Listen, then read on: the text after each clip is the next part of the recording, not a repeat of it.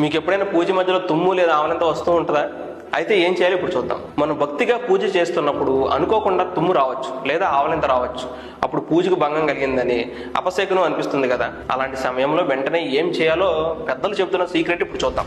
పూజలో ఏకాగ్రతకు భంగం కలిగితే వెంటనే కుడి చెవును ముట్టుకోవాలంటారు. కానీ ఎందుకు? దీని వెనుక ఒక అద్భుతమైన కథ ఉంది.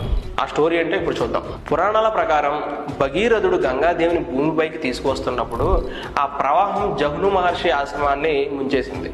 కోపంతో మహర్షి గంగను మొత్తం తాకి పిలిచేశారు. భగీరథుడు వేడుకోగా మహర్షి శాంతించి గంగను తిరిగి తన కుడి చెవి గుండా బయటికి పంపారు. ఆ విధంగా చెవి నుంచి ఉద్భవించిన గంగను జాహ్నవి అని పిలుస్తాం.